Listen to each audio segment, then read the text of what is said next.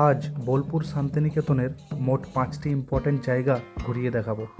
সঙ্গে সবথেকে কম সময়ে কিভাবে যাবেন, কোথায় থাকবেন, দুদিনে কিভাবে ঘুরবেন সবই বলবো।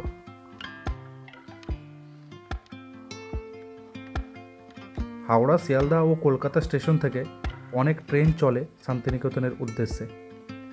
সকাল 5:55 বন্দে ভারত হাওড়া থেকে ধরলে 1 ঘন্টা 50 মিনিটেই পৌঁছে যাওয়া যায় বোলপুরে।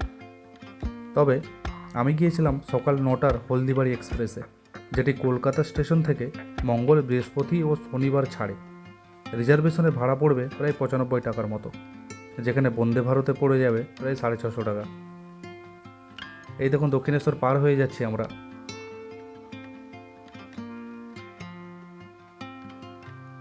বর্ধমান ছেড়ে আমাদের ট্রেন বেরিয়ে যাচ্ছে। বর্ধমানে মোটামুটি 10 মিনিট দাঁড়িয়েছিল। এবার এখান থেকে বোলপুর শান্তিনিকেতন পৌঁছতে মেরে কেটে ওই আধা ঘন্টা 40 মিনিট মতো লাগবে, মানে 11:25 আমরা পৌঁছে যাব আশা করা যায়। আমাদের ট্রেনটি বর্ধমান ছেড়ে বের হতেই তুমুল বৃষ্টি শুরু হয়ে যায়। বাইরে এত সুন্দর পরিবেশ, আর ট্রেনের ভিতরে বসে থাকা আমি একটি চাখোর, চা না খেয়ে পারি।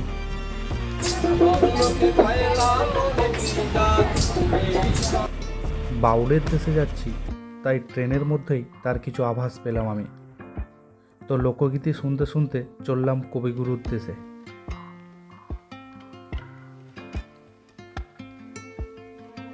দেখুন বৃষ্টির ফলে মাঠঘাট কেমন ডুবে গেছে, হয়তো কাছাকাছি কোনো নদী বয়ে গেছে। আপনাদের বলে রাখি, বোলপুরের মোট 5টি জায়গার ভিডিও আরও ডিটেলসে আসবে আমার পেজে। তো ফাইনালি আমরা এসে গেছি বোলপুর শান্তিনিকেতন স্টেশনে। টোটোতে বসেছি, দেখা যাক কতক্ষণ লাগে স্টেশন থেকে। স্টেশনের বাইরে কিন্তু অনেক টোটো আছে, টোটো ছড়াছড়ি এখানে। তো সুতরাং যে কোনো একটা টোটো নিন আর চলে যান আপনার হোটেলে, যেটি বুক করেছিলেন আগে থেকে, বা এনাদের বললে এনাদের পরিচিত কোনো ভালো হোটেলেও নিয়ে যাবে। হোটেল নিয়ে কোনো সমস্যা হবে না। আমার যেহেতু আগে থেকেই বুক করা ছিল, তাই ডিরেক্ট আমি সেই হোটেলেই যাচ্ছি।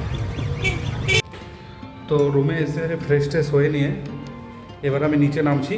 এবার ঘোরার পালা। তার আগে এখানে লাঞ্চ করে নেবো। আমি যে হোটেলে আছি এখানে আমার নন এসির জন্য ভাড়া পড়েছে 700 টাকা এবং 12% জিএসটি। 12% জিএসটি দিয়ে আমার ওই 784, মানে 800 টাকা পড়েছে। এবং কাল সকাল 11টার সময় চেক আউট। এই মহামায়া হোটেলের নাম আমি অনেক শুনেছিলাম। এটি বোলপুর স্টেশন লাগোয়া চৌরাস্তার মধ্যে অবস্থিত। এখানে কুপন সিস্টেম। আমি নিয়েছিলাম মাছ ভাত, দাম নিয়েছিল 120 টাকা। শালপাতায় খাওয়ার মজাই আলাদা। এখানে আপনি ভাত, ডাল ও তরকারি আনলিমিটেড পাবেন। পেট এখন ভর্তি, মনও ফুরফুরে। তো চলুন প্রথমেই আপনাদের দেখিয়ে নিয়ে আসি কোপাই নদীর চর। এটা হচ্ছে কোপাই নদী। যে কোপাই নদীতে মাছ ধরছে ভাইটি। আচ্ছা, তো দাদা বলছেন যে এই যে নদীটা দেখেই কিন্তু আমাদের রবি ঠাকুর ওই আমাদের ছোট নদী চলে আঁকে বাঁকে বৈশাখ মাসে তার হাঁটু জল থাকে, যে কবিতাটি না, ওই কবিতাটা উনি এই কোপাই নদীকে দেখেই লিখেছিলেন। লোকজন সব আছে, তারা সব ছবি টবি তুলছে। নিচে যাব আমি, তার আগে এখান থেকে একটু দেখাই। যে যার মতো সব টাইম কাটাচ্ছে। জলটা দেখুন একবার, কোপাইয়ের জল।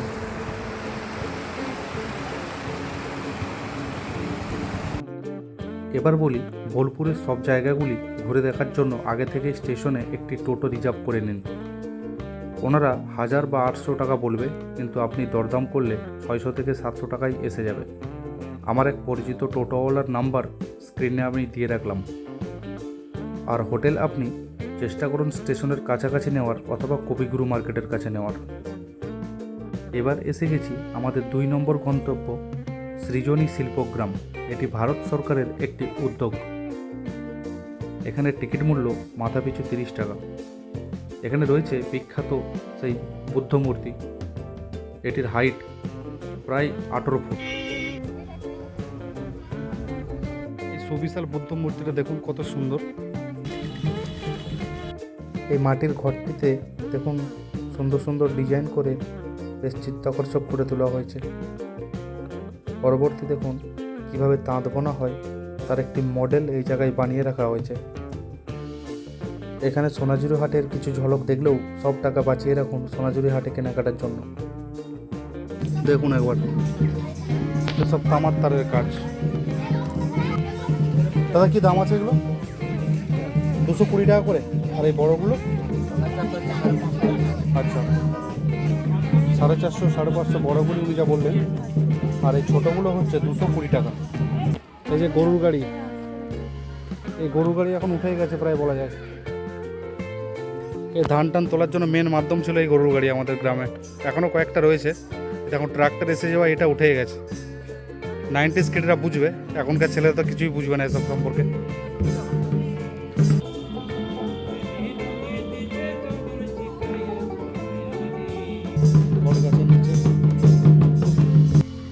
এগুলো এক একটা স্টেটকে রিপ্রেজেন্ট করছে, ঠিক আছে। এই যেমন এটা হচ্ছে ত্রিপুরা, সো ত্রিপুরা, এটা ত্রিপুরা স্টেটকে রিপ্রেজেন্ট করছে এই ঘরটি। এর ভেতরে কিন্তু ত্রিপুরার যাবতীয় শিল্পকর্ম আপনি দেখতে পাবেন। এই রকম প্রায় 15টিরও বেশি ঘর এখানে করা রয়েছে। প্রতিটি ঘরে সেই রাজ্যের বিখ্যাত বিখ্যাত কিছু জিনিস রাখা আছে। দেখে মনে হবে যেন পুরো রাজ্যটাই একবারে ঘুরে নিলাম। তামিলনাড়ু, কেরল, ঝাড়খণ্ড, বিহার ইত্যাদি সব রাজ্যের নানান জিনিসপত্রে ঠাসা রয়েছে প্রতিটি ঘর। তো প্রত্যেকটা ঘর ঢোকার আগে আপনাকে কিন্তু জুতো খুলতে হচ্ছে। হচ্ছে মণিপুরের শিল্পকর্ম, মণিপুরের বিভিন্ন বাদ্যযন্ত্র, ওখানে লোক সংস্কৃতি সব কিছু তুলে ধরা হয়েছে। ঘরের ভেতরে আসামের লোক সংস্কৃতিকে তুলে ধরা হয়েছে, সেখানকার পোশাক আশাক, বাদ্যযন্ত্র সব কিছু।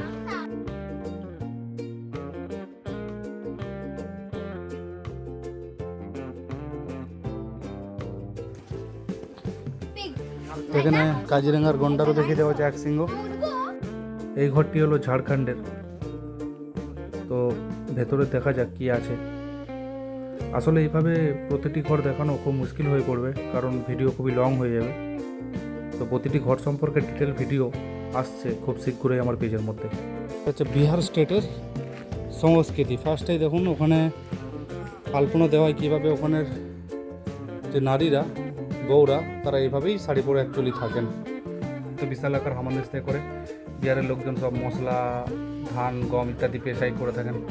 এবার হচ্ছে সেই বিখ্যাত চমড়ি গাই, সেটা বাইরেই রাখা আছে। আমি বাংলাকে খুঁজছি, বাংলা পাচ্ছি না। বাংলাটাই লাস্ট আমি দেখাবো। উড়িষ্যা এসে গেছে, যে পালকি আছে মানে এটা বাংলার কাছাকাছি এসে গেছে আমরা হয়তো। বউ ভেতরে আছে। পালকিতে ডাকাত পড়তো সব থেকে বেশি, বইয়ের গয়নাগাড়ি সব চুরি করে নিয়ে চলে যেত। এই হচ্ছে আমাদের বাংলার জিনিস, মানে বাংলার কী কী সংস্কৃতি আছে। পালকি তো দেখালাম আমি একটু আগে, তো দেখা যাক। তো ঢুকেই তুলসী মঞ্চ, বাংলার স্থান। বিহারেও দেখেছিলাম তুলসী মঞ্চ আমরা। ফার্স্ট এই যে আমাদের বিষ্ণুপুরের টেরাকোটা, প্রথমে মাটির জিনিসপত্র, পোড়ামাটির টেরাকোটা। এগুলো পুরুলিয়ার মুখোশ, এগুলো সব বাঁকুড়া বিষ্ণুপুর ঘরমের টেরাকোটা। কালী পুজো বিখ্যাত।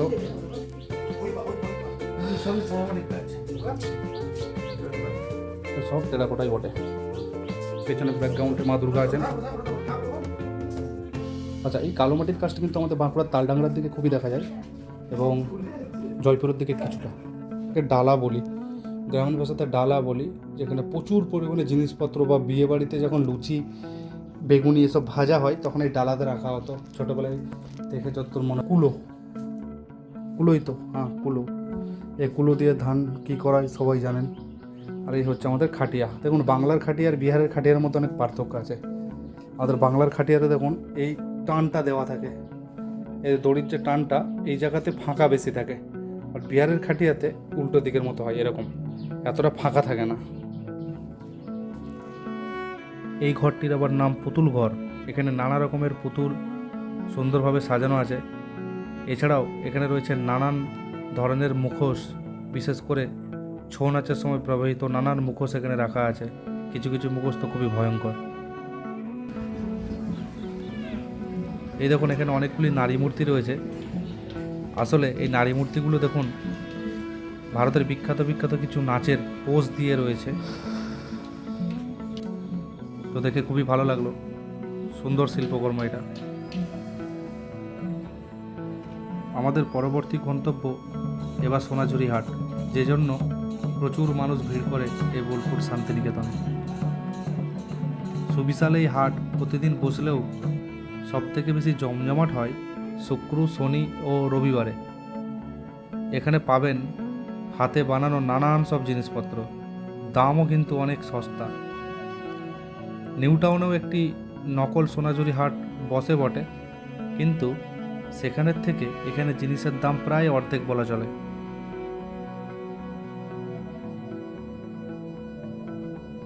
এই জায়গাতে একটু দাম দর করে নিলে জিনিসের দাম আরও কমে যায়। এই ফাঁকে আরও কয়েকটা গুরুত্বপূর্ণ কথা আমি বলি। আসলে বোলপুর শান্তিনিকেতন ভ্রমণের সবথেকে আসল সময় বলতে গেলে শীতকাল, কারণ সেই সময় এখানে হয়ে থাকে পৌষ মেলা এবং দোলের সময়। ওই দুটি সময়ে এখানে হোটেল পাওয়া খুবই দুষ্কর হয়ে থাকে এবং হোটেলের রেন্ট অনেক বেশি হয়।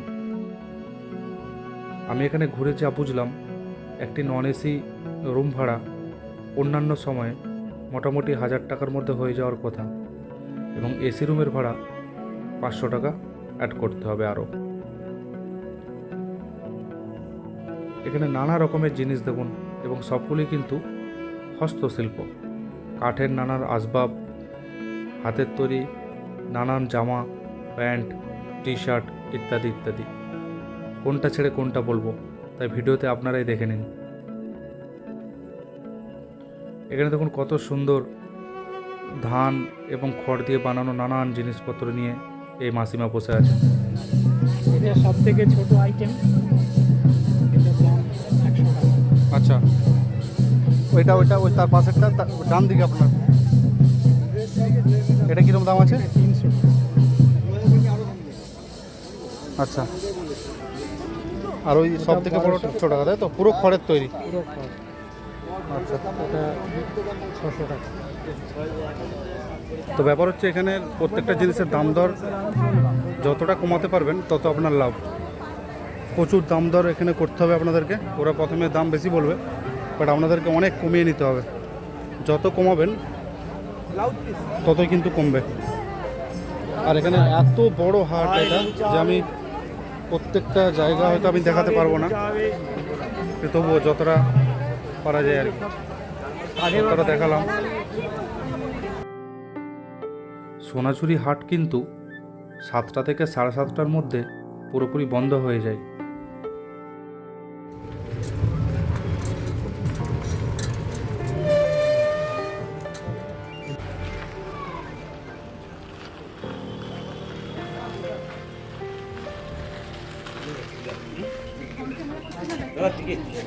টিকিট করতে হয় এখানে? কত করে টিকিট? 10 টাকা পার পিস। এই হচ্ছে সরুর রাজবাড়ি। সময় খুবই কম, তাই আর বেশি ঘোরাতে পারবো না, দোকানে তো ওঠাই যাবে না, জাস্ট একটু আউটডোর দিয়ে চলে যাবো।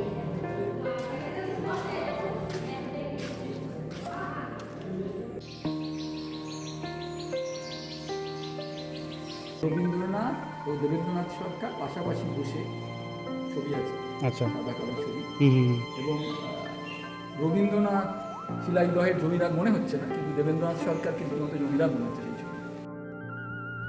আসলে এই রাজবাড়ির সাথে রবি ঠাকুরের কিন্তু কোনোদিনই সখ্যতা ছিল না। তবে শোনা যায় এই পরিবারের কোনো এক পূর্বপুরুষের সাথে রবি ঠাকুরের বন্ধুত্ব ছিল মাত্র। এখানে কিন্তু দুর্গাপূজা খুব ধুমধামের সঙ্গে হয়, এবং যে ভদ্রলোককে আপনি দেখলেন উনি হলেন শুভজিৎ দা, এই রাজবাড়িরই একজন সদস্য। অনেক তথ্য দিয়ে আমাকে সাহায্য করলেন, ওনাকে ধন্যবাদ জানাই। তবে রাজবাড়ির মূল ভবনটি ফটোশ্যুটের জন্য খুবই আদর্শ। এখানে থামগুলি দেখুন কত মোটা এবং কত দীর্ঘ এবং মজবুতও বটে। আসলে তখনকার লোকেরা ছিল খুবই পরিশ্রমী ও কাজের প্রতি নিষ্ঠাবান। তারা প্রতিটি কাজ খুব ধৈর্যের সাথে এবং খুব দক্ষতার সাথে করতেন।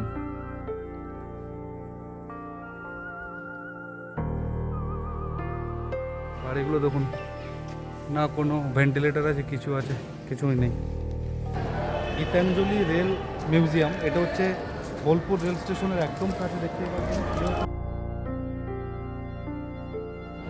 টিকিট কেটে নিয়েছি, 30 টাকা টিকিটের দাম পার হেড।